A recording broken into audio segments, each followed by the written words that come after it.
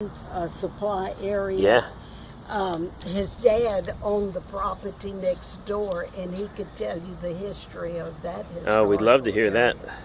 Well, remember the railroad served all warehouses. There was a railroad spur that ran from Jefferson Street about half a block this side of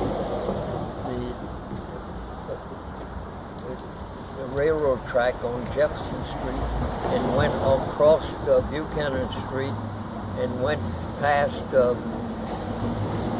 went to the back end of Coben Supply Company, the back end, and went all the way out to an intersection near Simcoe, and the intersection there took a branch out to Eunice, to Alexandria. You must remember there was a branch there too. So the railroad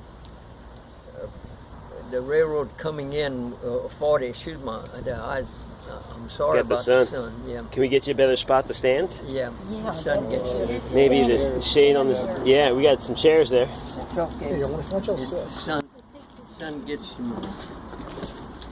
Anyway, the development of Lafayette is tied in with the railroad.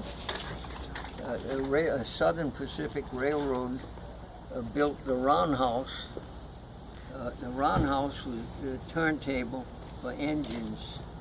When the trains would come in, they would drive them in, and to get them out, they would turn them off the main. To get them in, they'd turn them off the main track. There might have been 3 or 4 or 5 stalls. They would work on the engine, the boilers especially, clean them out, and then put the trains back and back them up.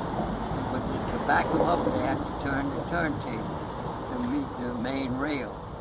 And the trains would back up, and then they'd hitch them on to a set of passenger trains or freight trains, whatever was there. So Lafayette was a big railroad center.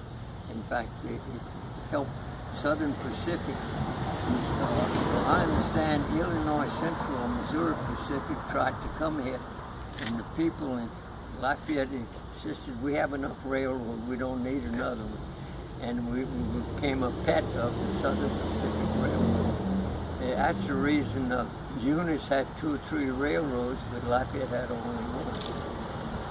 And, that's some of the history that existed, but Lafayette prospered with the Roundhouse. The Roundhouse would have shifts of workers, usually the workers at 6 a.m., at 9 p.m., that would be a change. I think they worked 12 hours. I'm not sure. They didn't have the time limits as they did. Right. And the whistles, there'd be a whistle at 8 o'clock, a whistle at noon, a whistle at 1 o'clock, and a whistle at 4 o'clock, and a whistle at 6 o'clock. They all signaled some change on the railroad, but it helped the town. That's how we kept, we didn't have to have a big clock telling us ding dong, and we had the railroad that blew the whistle. And keeping everybody on schedule. The time. Yeah, you could hear it all over. Dr. Claire.